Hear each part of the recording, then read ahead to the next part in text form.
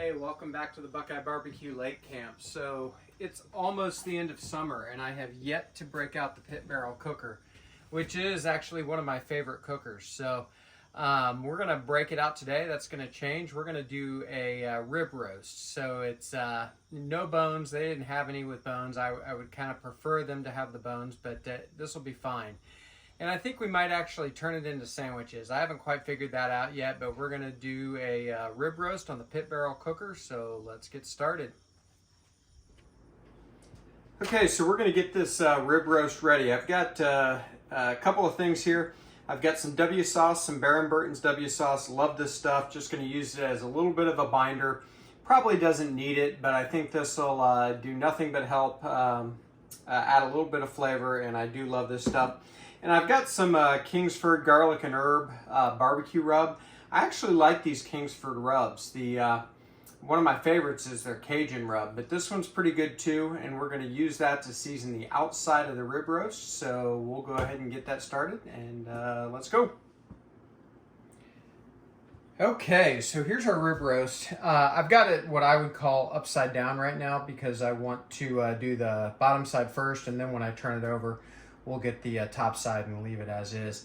I've got a quarter sheet tray along with a rack. We'll end up using the rack and just probably put it straight on the pit barrel cooker. That way I can turn it easily. I can take it on and off easily.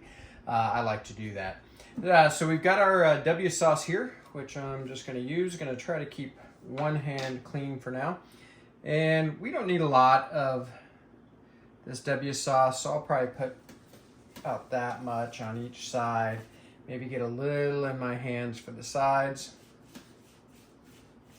And of course on something like this, you absolutely need to be sure you season the whole thing, including the sides. So turn it just a little there. Here we go. And I think I'll actually start by seasoning the sides. So should have taken this lid off already. Probably need a little bit more W sauce here. And you could use olive oil. You can use about anything you wanted here.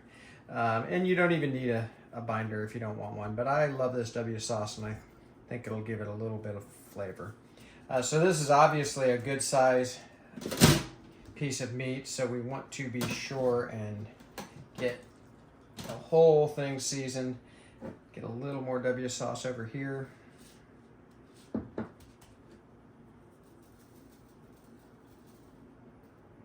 Always like to give it a little press in.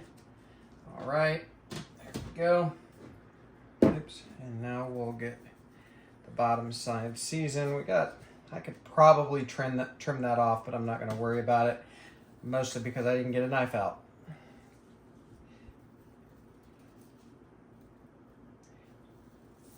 So you could use whatever barbecue rub you want here, or even just salt and pepper is totally fine. And that goes for about any recipe you see like this. You know, salt and pepper, if nothing else, is always great. All right. Get that back side.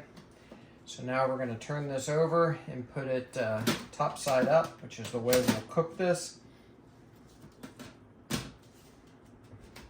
And I got this from the local butcher shop here near the lake camp. Again, I've mentioned it before on different videos. I absolutely love it. They're great people and they have great quality stuff. Not that I've liked every single thing I've gotten there, but it's not because of the quality. That's for sure. So a little bit more here.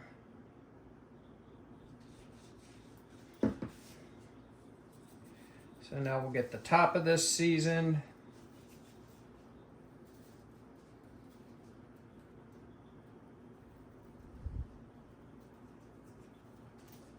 This will help build a nice crust on this as it cooks on the pit barrel. And there we go. I think that's pretty good. So this is just going to go in the fridge uncovered. You could certainly do this overnight. I'm going to end up cooking this in it'll be in the fridge probably 4 hours, something like that. So next up is going to be getting the pit barrel cooker ready. So I'll get the stage set for that, and then we'll bring you out and we'll get that going. So we'll see you in a little bit. Okay, so I love horseradish with my prime rib, like a creamy horseradish sauce. Horsey sauce, as Arby's calls it. So what I have here is I've just got a used clean container with half sour cream, half mayonnaise, and I say half, I didn't measure, but close enough. And it's probably about a 1/4 cup of each. This isn't a recipe though, this is just me throwing this together. I've also got just kind of the end of a large lemon, and we're just gonna add some lemon juice there to that. And you want to be careful because you don't want to add too much of anything. I'm going to use some whole grain mustard just because I love it. This is sort of optional, and I'm not going to use much, just a little bit. And then we've got some prepared horseradish. And again, you can always add more. I would be careful how much you add, or have your mayonnaise handy to dilute it a little bit. So that'll be good for now. We'll see how that tastes and go from there. And then I've got some of the same rub that I used on the rib roast.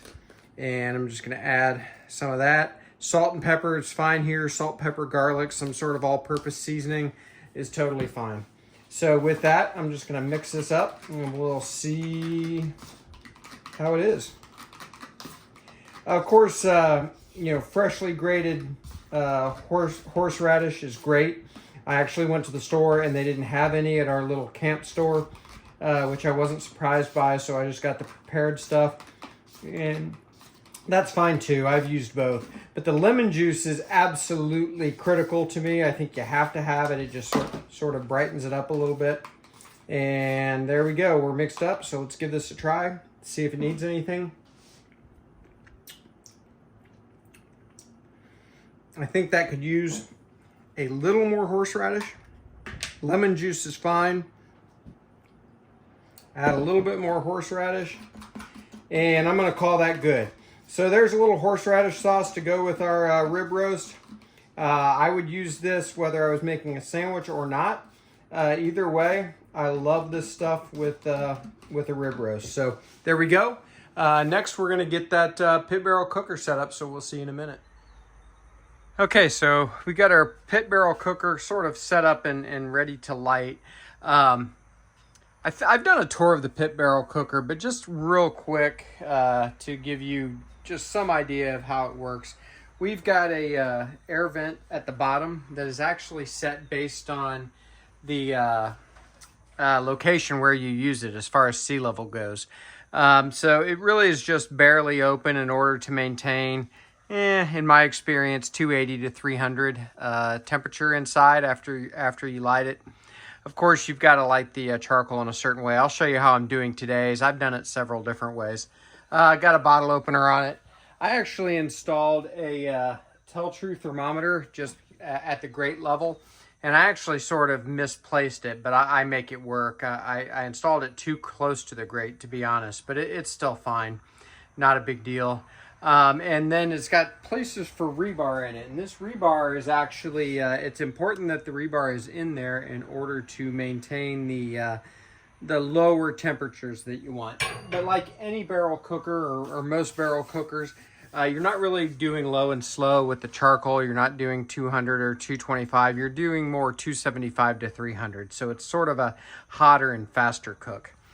So I'm just going to move the camera. I'm not even going to stop. We're going to get the charcoal lit, and what I have here is I've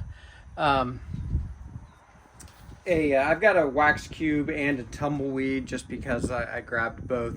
I'm going to light them both, and then I'm going to put the charcoal tray on top of that, so it'll sort of light the center of the charcoal and the charcoal holder on the pit barrel cooker, and then it'll slowly spread out. So I'm gonna light this and then get that on top and then drop it down into the pit barrel cooker, and I will probably move the camera again, not stop the video, and we'll just go from there. So let's get her going.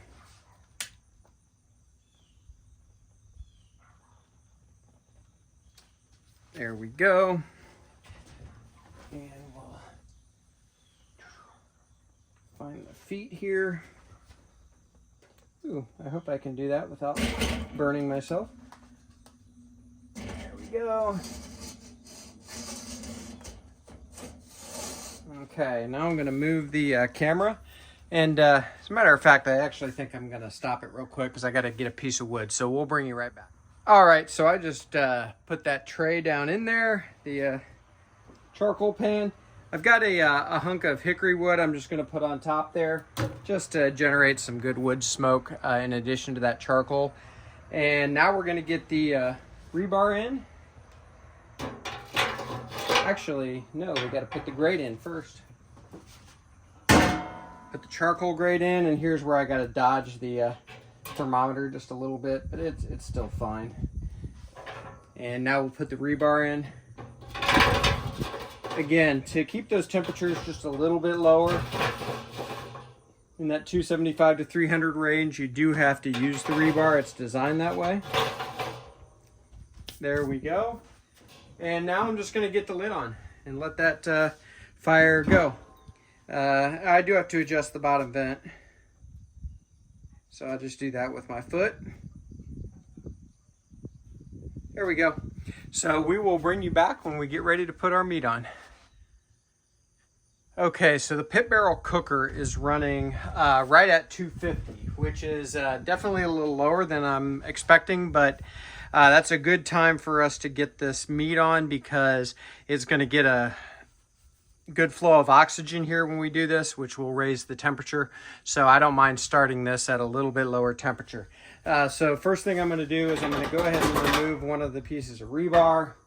I've got my prime rib here off to the side, all seasoned up and in the fridge. It smells great. I love that seasoning. Here we go.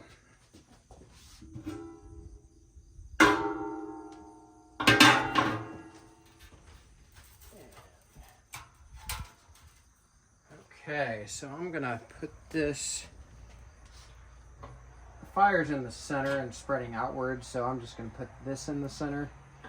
And next I've got a thermometer probe, just for a ThermoPro thermometer here. I'm gonna get that in. Definitely wanna monitor your temperature on a prime rib. Nothing good can come from an overdone prime rib. Although this isn't prime, this is choice. And we're just going to get this kind of into the center.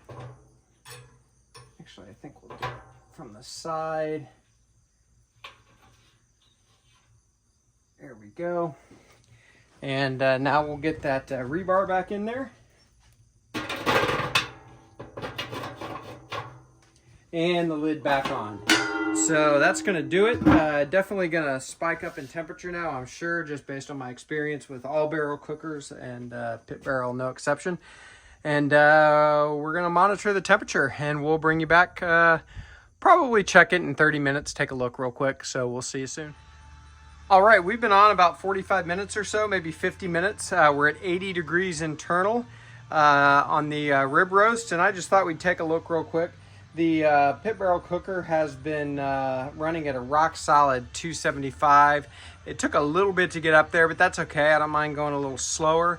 But we're at 275 and have been holding there for probably 30 minutes. So we're going to take a quick look to see where we are. I'm going to make it quick because I don't want a spike in temperature, or at least too bad of one. And okay, color's looking good. I don't know if you can see that very well in the video. But it looks great. Getting some nice color on it, and I'm really pleased with where we are for 80 degrees internal. So I'll get the lid back on. And so here we like our beef and roast like this, or steaks, to be in the neighborhood of 130 degrees. I can go a little less temp, but for the whole family, we go around 130 to 132. So that's kind of what we're shooting for. And probably when we get up in the neighborhood of, I don't know, 100, 105, 110 at the most, I am going to open this wide open, take the rebar out, and I don't care how hot it gets at that point. We'll try to get a little bit of a crust on here. It isn't that big of a deal if it doesn't crust up, but I'm going to give it the college try and try to spike that temperature for the last 15, 20 degrees of this cook. So we'll bring you back.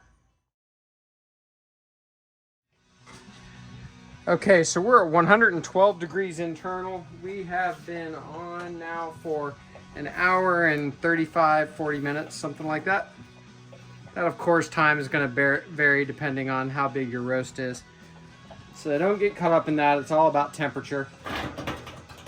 I'm going to remove the rebar and I'm going to open the air intake wide open, and this temperature is going to spike. We'll take a look at this real quick, see how it looks. Whew, hard to see with the smoke, but crust looks great. Looks exactly like I'd want it to, and this higher temp cooking to finish it off is only going to help. One thing I do like to do is when I have a probe thermometer inserted for the whole cook, I always like to verify with my Thermapen to see if we're in the same ballpark.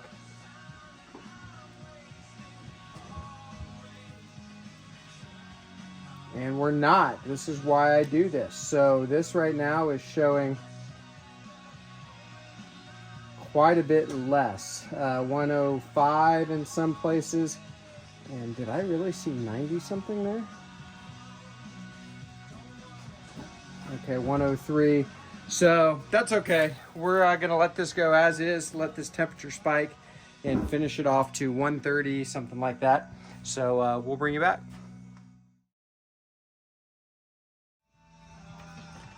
Okay, we're at 130 internal. I probably left it on a little too long with carryover, but it'll still be good. I actually had to put the pit barrel cooker back to its normal operating settings with the rebar and everything because it spiked quite a bit. So I let it run around 450 for maybe 15-20 minutes. But we're calling this, we're gonna pull it, and we'll get it inside. So let's take a look here.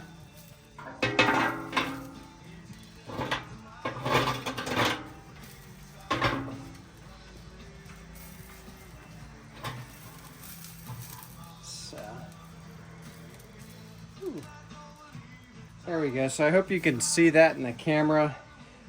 Crust is looking great. So I think this is going to be really good, but we'll get it inside and we'll bring you in there and get the camera set up. And I'm going to let it rest for probably a minimum of 15 minutes, maybe a little bit longer. And we'll get it inside and we'll cut it open. All right, so this rib roast, I'm going to resist calling it prime rib since it's not prime graded meat, although some say it's a primal cut, and that's why they call it prime rib. So I'll let you argue in the comments about whether this is prime rib either way, but it's a boneless rib roast if nothing else. So this has been covered for about 15 minutes. Frankly, we're hungry, so I'm going to call it. But it certainly could have rested a little bit longer.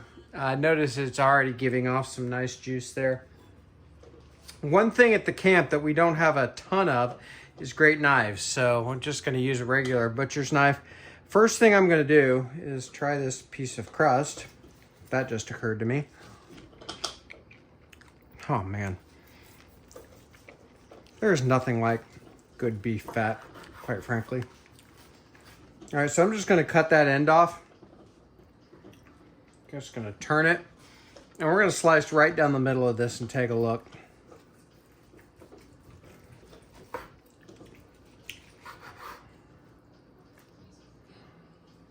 That is perfectly cooked prime rib. I'm stopping this video and I'm gonna take my thumbnail right now. I'll be back. All right, I got my thumbnail done, so let's cut a slice or two of this. I'm left-handed, so we're gonna move that one piece over. I love pieces like that. Oh man, that's good. So I'm just gonna cut, we're gonna make, well, I shouldn't say that. I'm gonna make a sandwich out of this. I'm not sure how everybody else is gonna eat it. So I'm gonna cut just a reasonably sized slice. It doesn't have to be super thick for a sandwich. But you can do whatever you want with this. Make a sandwich, make slices like steakhouse. For this video and for my dinner tonight, I'm making a sandwich. So I've got the horseradish sauce that I made. Give that a little stir. Gonna put that down, and because it's mayonnaise based, I'm gonna put it on the bottom. It's gonna help block some of the juices from making the bottom bun soggy. That's a trick that Alton Brown taught me years ago. Put your fat on the bottom. That horseradish sauce is freaking awesome. I'm gonna take my slice of prime rib.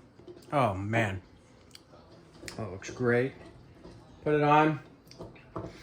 And I kind of wanted a pit beef style. So I've got some thinly sliced sweet onions, gonna put on top there.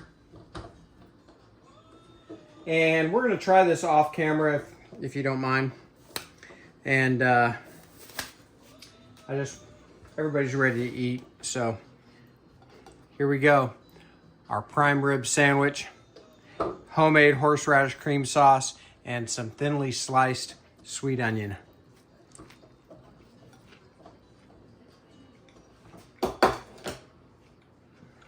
Holy crap. That could be the best steak sandwich I've ever eaten. Everybody, thanks for joining today. Thanks for watching. If you got a second, like this video, subscribe to the channel. It really helps.